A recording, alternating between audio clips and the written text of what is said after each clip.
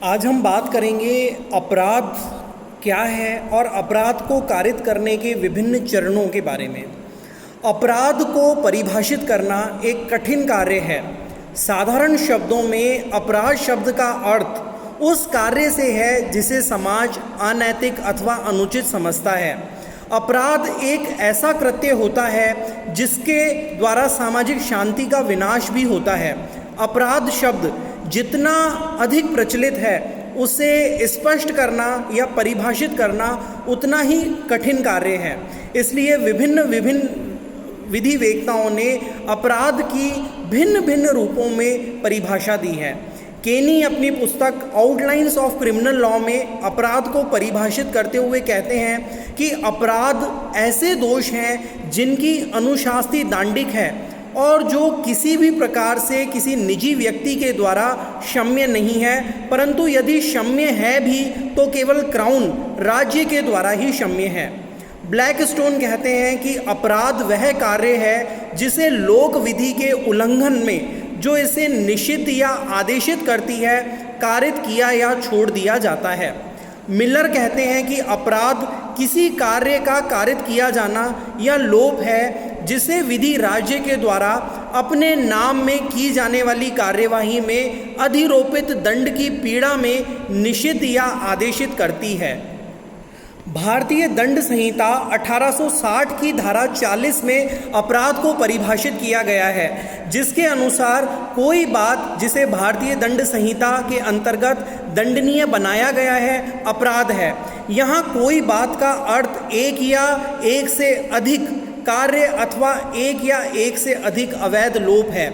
अपराध किसी ऐसी बात का घोतक है जो भारतीय दंड संहिता या किसी विशेष या स्थानीय विधि के द्वारा दंडनीय है। स्पष्ट है कि अपराध शब्द को परिभाषित करना सरल काम नहीं है। अपराध से यही अर्थ लगाया जा सकता है कि कोई बात या कोई कृत्य जो भारतीय दंड संहिता या किसी विशेष या स्थानीय विधि के द्वारा दंडनीय है। कोई भी कृत्य एकदम दंडनीय नहीं हो जाता, उसे दंडनीय होने के लिए अनेक अवस्थाओं से गुजरना पड़ता है। दूसरे शब्दों में यह कहा जा सकता है कि कोई भी अपराध एकदम कारित नहीं किया जाता। एक अपराध विभिन्न चरणों या अवस्थाओं में कारित होता है, जिनमें से कुछ दंडनीय है और कुछ नहीं। अपराध के आवश्यक तत्व या अपराध कारित करने की विभिन्न अवस्थाएं, स्टेजेस क्या क्या है। प्रत्येक अपराध में सर्वप्रथम अपराध करने का आशय होता है, दूसरा उसे करने की तैयारी, तीसरे उसे करने का प्रयत्न। यदि तीसरा चरण अर्थात प्रयत्न सफल हो जाता है तो अपराध पूरा हो जाता है। तो इस प्रकार अपराध का होना 4 चरणों में बताया जा सकता है। पहला चरण है आशय, इंटेंशन। दूसरा चरण है तैयारी, प्रिपरेशन। तीसरा चरण है प्रयास, अटेम्प्ट। और चौथा जो चरण है, अंतिम चरण, वो है अपराध का पूर्ण होना, कमीशन। पहला जो है आशय, इंटेंशन। आशय अपराध कारित किए जाने की प्रथम अवस्था है। कोई भी आपराधिक कृत्य बिना आशय के नहीं किया जा सकता। आशय, इंटेंशन, किसी ऐसे चुने हुए उद्देश्य की ओर आचरण निर्देशित करने को आशय कहते हैं जिसे उन हेतुओं को विचाराधीन लेकर चुना जाता है जो कि उसके विकल्प का सुझाव देते हैं। अपराध तभी बनता है जब आपराधिक कृत्य से पूर्व कोई बुरा आशय या बुरा इरादा रहा हो। किसी भी कार्य को करने के लिए मनुष्य के मन में कुछ भावनाएं उत्पन्न होती है जिन्हें हम उसका आशय कह सकते हैं। किसी अपराध को करने का केवल आशय जिसके फलस्वरूप कोई कार्य नहीं किया जाता है कोई अपराध गठित नहीं करता। दामोदर भेरा बनाम उड़ीसा राज्य के वाद में ये निर्धारित किया गया कि किसी काम को करने की इच्छा कार्य के बराबर तब तक नहीं समझी जा सकती जब तक कि कोई ऐसा बाहरी कार्य ना किया गया हो जो यह दर्शित करे कि उस इच्छा को पूरा करने की ओर कुछ प्रगति हुई है या उसे परिपक्व करने और प्रभाव में लाने के लिए कुछ किया गया है। किसी अपराध को करने के प्रयत्न में चुने गए किसी कार्य के लिए किए जाने के साथ साथ उस अपराध को किए जाने का आशय आवश्यक होता है, किंतु वह कार्य वास्तविक कार्य से कुछ कम हो। अपराध की ये पहली सीढ़ी अर्थात आशय, इंटेंशन दंडनीय नहीं है। कोई व्यक्ति कितना ही बड़ा अपराध करने का अपने मन में विचार करे, उसका आशय अपराध नहीं माना जा सकता। अर्थात मात्र आशय के आधार पर एक व्यक्ति को दंडित नहीं किया जा सकता। अपवाद, परंतु इसका एक अपवाद भी है। भारतीय दंड संहिता की धारा 120 क व 120 ख के अनुसार कोई अपराध कारित करने की योजना दो या दो से अधिक व्यक्ति बनाते हैं या कोई वैध कार्य अवैध साधनों से करने का विचार करते हैं तो वे मात्र आशय के आधार पर दंडित किए जा सकते हैं। साधारणतया अपराध का जो पहला चरण है आशय, वो दंडनीय नहीं है, किंतु भारतीय दंड संहिता की धारा 120 क व ख में इसका अपवाद बताया गया है। अपराध का जो दूसरा चरण है, दूसरा स्टेज है, वो है तैयारी, प्रिपरेशन।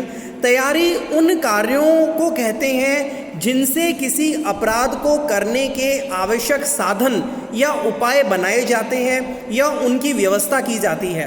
अपराध कारित करने की दूसरी अवस्था तैयारी है। जिस प्रकार आशय के बिना कोई अपराध कारित नहीं किया जा सकता, उसी प्रकार तैयारी के बिना भी कोई अपराध कारित नहीं किया जा सकता। इरादा बना लेने के बाद व्यक्ति उस अपराध को कारित करने की तैयारी करता है। बिना तैयारी के कोई अपराध कारित ही नहीं किया जा सकता। साधारण शब्दों में तैयारी का अर्थ है अपराध को पूर्ण करने के लिए साधनों को एकत्रित करना। उदाहरण के लिए, यदि किसी व्यक्ति की हत्या करने का कोई आशय रखता है तो वह रिवॉल्वर, चाकू या अन्य कोई हथियार लाएगा। यदि वह उसे जहर खिलाकर मारना चाहता है तो वह बाजार से जहर खरीद कर लाएगा तथा उसे भोजन पर निमंत्रित करेगा। ये सभी कार्य तैयारी होंगे। आशय की भांति तैयारी भी कुछ अपवादों को छोड़कर दंडनीय नहीं है। रामक्का बनाम एम्परर के वाद में जहां एक स्त्री कुएं की ओर यह कहते हुए दौड़ी कि वह उसमें कूद जाएगी और वहां पहुंचने से पहले ही उसे पकड़ लिया गया, यह अभी निर्धारित हुआ कि वह उसकी आत्महत्या करने के प्रयत्न के लिए दोष सिद्धि नहीं की जा सकती थी, क्योंकि कुएं में कूदने से पहले वह अपने विचार बदल सकती थी। इसे आत्महत्या का प्रयास न मानकर मात्र आशय एवं तैयारी माना गया। अपवाद, यद्यपि आशय की भांति तैयारी भी दंडनीय नहीं है, तथापि भारतीय दंड संहिता 1860 में कुछ तैयारियां ऐसी है जो दंडनीय मानी गई है। धारा 122 के अंतर्गत भारत सरकार के विरुद्ध युद्ध करने की तैयारी दंडनीय है। धारा 126 में भारत की सरकार के साथ मैत्रीपूर्ण संबंध रखने वाले किसी राज्य क्षेत्र में लूटपाट की तैयारी दंडनीय है और धारा 399 में डकैती डालने की तैयारी भी दंडनीय है। अपराध की तीसरी अवस्था प्रयास या अटेम्प्ट है। आशय और तैयारी मिलकर व्यक्ति को अपराध कारित करने के लिए प्रेरित करते हैं, जिसे अपराध का प्रयास अथवा प्रयत्न कहते हैं। तैयारियां हो जाने के बाद अपराध को करने की ओर प्रत्यक्ष रूप से गतिमान होना प्रयत्न या प्रयास कहलाता है। प्रयास ही है जो अपराध को पूर्णतया की ओर ले जाता है। अमन कुमार बनाम स्टेट ऑफ हरियाणा के वाद में सुप्रीम कोर्ट ने ये अभिनिर्धारित किया है कि प्रयत्न से अभिप्राय एक ऐसे कार्य से है जिसे यदि नहीं रोका जाए तो वह उस कार्य को पूर्णता तक पहुंचा देता है। अपराध करने का प्रयास हर स्थिति में दंडनीय है, चाहे अपराध घटित हुआ हो या नहीं घटित हुआ हो। एक उदाहरण के द्वारा इसे समझा जा सकता है। का चोरी करने के आशय से ख की जेब में हाथ डालता है, लेकिन जेब खाली होने की वजह से कुछ नहीं निकाल पाता। यहाँ अपराध कारित नहीं हुआ है, परंतु उसका प्रयास हो गया है, प्रयत्न हो गया है, जो दंडनीय है। प्रयत्न या प्रयास ऐसा साक्ष्य तैयारी वाला कार्य है जो अपने उद्देश्य में ऐसी परिस्थितियों के कारण असफल हो जाता है जो उस व्यक्ति के नियंत्रण के बाहर होती है जो उस उद्देश्य को प्राप्त करना चाहता है। यूसुफ अब्दुल्ला बनाम आर.एन. शुक्ला के वाद में ये अभिनिर्धारित किया गया कि जब कोई व्यक्ति किसी उद्देश्य को प्राप्त करने के लिए साक्ष्य कोई कार्य करता है और अपने उद्देश्य में कुछ ऐसी परिस्थितियों के कारण असफल हो जाता है जो उसकी इच्छा के अधीन नहीं होती, तो उस व्यक्ति ने उस उद्देश्य को, जो उसका लक्ष्य था, पाने का प्रयत्न किया है। जीवनदास बनाम एम्परर के वाद में जहां अभियुक्त अपने हाथ में कुल्हाड़ी लेकर परिवादी के पीछे दौड़ा, परंतु जब वह परिवादी से केवल 4 गज की दूरी पर रह गया था, कुल्हाड़ी उसके हाथ से छीन ली गई थी। यह अभी निर्धारित हुआ कि वह उपहति करने के प्रयत्न का दोषी था। सुलेखन सिंह बनाम राज्य के मामले में जहां अभियुक्त ने महिला के जबरन कपड़े फाड़े, उसके गालों पर काट लिया, उसे जमीन पर गिराया और फिर पैरों के बीच से उसके ऊपर आने का प्रयास किया, न्यायालय ने इसे बलात्कार की तैयारी से भी आगे का चरण मानकर अभियुक्त को बलात्कार के प्रयत्न का दोषी ठहराया। भारतीय दंड संहिता 1860 में 4 प्रकार से प्रयत्न को दंडनीय बनाया गया है। नंबर 1, वे धाराएं जिनमें मुख्य अपराध और उनके प्रयत्न एक साथ एक ही धारा में दंडनीय बनाए गए हैं, जैसे धारा 124 का राजद्रोह, धारा 153 का, धारा 171 का रिश्वत, 171 ग निर्वाचनों में असम्यक असर डालना, 171 घ निर्वाचनों में प्रतिरूपण, धारा 196, 198, 213, 239, 40, 41, 250, 251, 254, 385, 387, 389 और 391। दूसरा वो है वे धाराएं जिनमें अपराध के प्रयत्न अपराध से अलग पर मुख्य अपराध के निकट की धारा के अधीन दंडनीय बनाए गए हैं, जैसे धारा 307 हत्या करने का प्रयत्न, धारा 308 आपराधिक मानव वध करने का प्रयत्न, धारा 393 लूट करने का प्रयत्न। तीसरे प्रकार का प्रयत्न जो भारतीय दंड संहिता की धारा 309 में है, आत्महत्या करने का प्रयत्न। भारतीय दंड संहिता में ये धारा अपने प्रकार की एक अकेली अनोखी धारा है, जिसमें यदि अभियुक्त अपने प्रयत्न में सफल हो जाए तो उसे दंडित नहीं किया जा सकता, अर्थात यदि अभियुक्त अपने प्रयत्न में असफल होगा तो ही उसे दंडित किया जाएगा, सफल हो जाएगा तो उसे दंडित नहीं किया जा सकता। धारा 309 आत्महत्या करने का प्रयत्न। चौथे प्रकार का जो है उन प्रयत्नों के संबंध में जिनके लिए संहिता में अन्य कोई धारा नहीं है, धारा 511। शेष अपराधों के प्रयास को भारतीय दंड संहिता की धारा 511 के अंतर्गत दंडित किया जाता है। इस धारा के अंतर्गत किसी प्रयास को दंडनीय होने के लिए आवश्यक है कि अपराध किए जाने की दिशा में कोई कार्य किया जाए। ऐसा प्रयास उन अपराधों को करने के लिए हो जो भारतीय दंड संहिता में उपबंधित हैं। यदि प्रयास के अंतर्गत कोई कार्य नहीं होता तो उत्तरदायित्व नहीं आएगा। तो इस प्रकार भारतीय दंड संहिता में प्रयत्न को 4 प्रकार से दंडित किया गया है। अपराध के चरणों में जो चौथा और अंतिम चरण है वो है कमीशन, अपराध का पूर्ण होना। अपराध की अंतिम अवस्था स्वयं अपराध ही है।